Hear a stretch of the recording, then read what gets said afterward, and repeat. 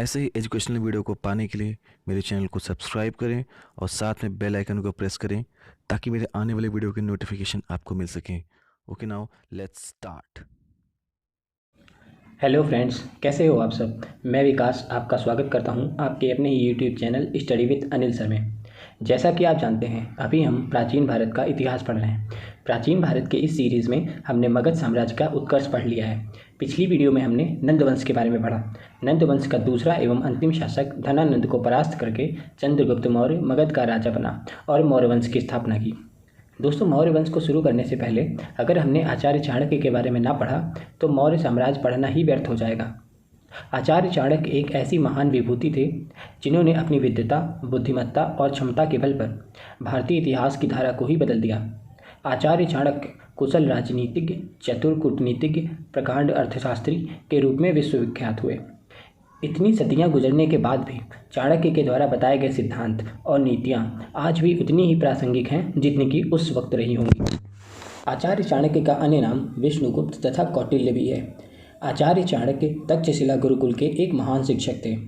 एक शिक्षक के रूप में उनकी ख्याति आसमान की ऊंचाइयों को स्पर्श कर रही थी, परंतु उस दौरान घटित दो घटनाओं ने उनके जीवन की दिशा ही मोड़ दी।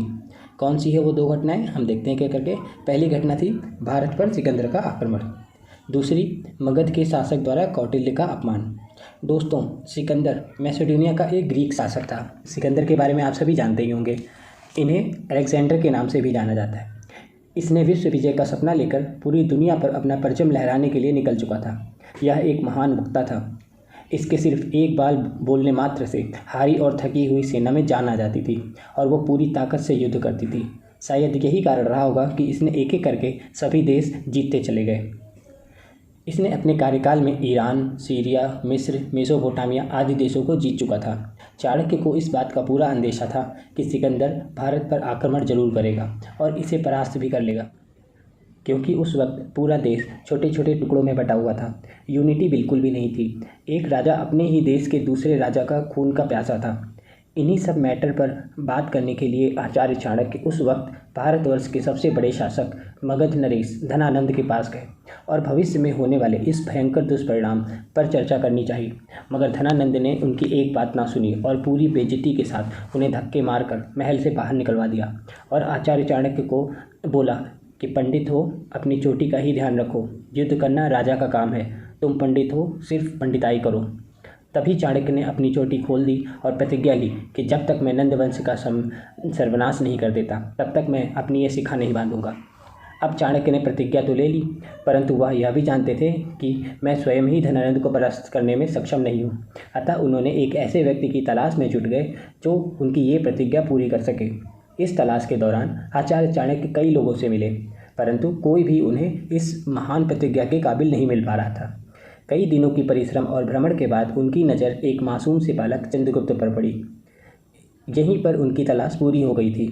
उस बालक में कौटिल्य ने कुछ ऐसे संकेत देखे जिससे उन्हें यह आभास हो गया कि यह बालक ही उनकी प्रतिज्ञा को पूरा करने में सक्षम है। मगर वह बालक एक गुलाम था जो अपने मालिक के लिए काम करता था। आचार्य चाणक्य ने चंद्रगुप्त के मालिक को 1000 का शार्पण देकर उसे उनसे खरीद लिया और अपने साथ तक्षशिला गुरुकुल ले आए। चाणक्य ने चंद्रगुप्त को शास्त्र, युद्ध कुटिलता, बुद्धिमत्ता आदि चीज़ों में निपुण किया। चाणक्य की शिक्षा से पारंगत होकर चंद्रगुप्त ने धनानंद, सिकंदर को परास्त ही नहीं किया, बल्कि अपने कार्य कौशल और बौद्धिक कौशल से एक श्रेष्ठ शासक के रूप में इतिहास के पन्नों में अमर हो गए। चाणक्य के अनुसार एक शासक कैसा होना चाहिए, इसका विवरण उन्होंने चाणक्य नीति में विस्तृत रूप से किया है। कौटिल्य के अनुसार राजा कुलीन होना चाहिए, राजा स्वस्थ और शासन का अनुसरण करने वाला होना चाहिए। अच्छे शासक को निर्भीक, शास्त्र ज्ञाता, संयमी और बलवान होना चाहिए। काम, क्रोध, लोभ, मोह आदि से मुक्त होना चाहिए।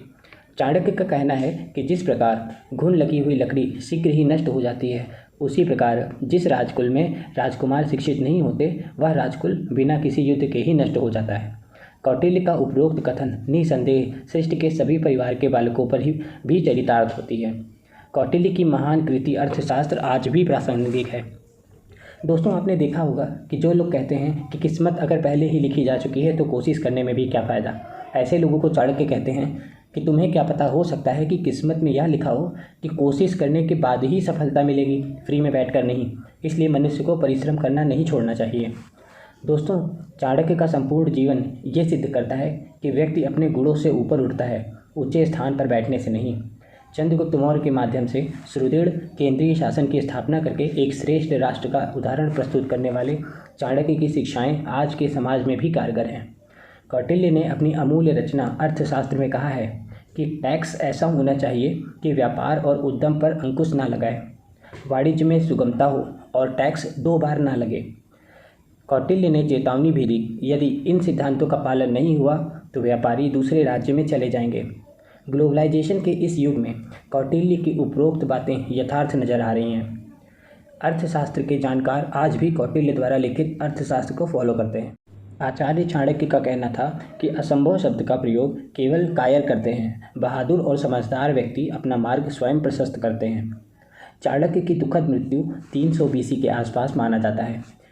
इनकी मृत्यु के बारे में कोई ठोस प्रमाण नहीं मिलते हैं। कुछ लोगों का मानना है कि इन्होंने अन्न जल आदि त्याग दिया था और अपने प्राण की बलि दे दी, तो कुछ लोग कहते हैं कि षड्यंत्र द्वारा इनकी हत्या कर दी गई थी। तो दोस्तों, इसी के साथ हम आज का यह लेक्चर यहीं समाप्त करते हैं। आशा करते हैं कि आपको यह लेक्चर पसंद आया होगा। दोस्तों, जिस प्रकार आचार्य चाणक्य एक महान शिक्षक थे, उसी प्रकार चंद्रगुप्त मौर्य एक महान विद्यार्थी भी थे। वो बिना किसी शंका के चाणक्य द्वारा कही एक एक बात को मानते थे। शायद यही कारण रहा होगा कि चंद्रगुप्त मौर्य एक महान साम्राज्य स्थापित कर पाने में सक्षम हो पाए। इसी के साथ हम आज का यह वीडियो यहीं समाप्त करते हैं। अगले वीडियो में हम पढ़ेंगे चंद्रगुप्त मौर्य के बारे में। तब तक के लिए गुड बाय। और हाँ, जाने से पूर्व हमारे channel study with Anil sir को सब्सक्राइब और शेयर करना ना भूलें। धन्यवाद।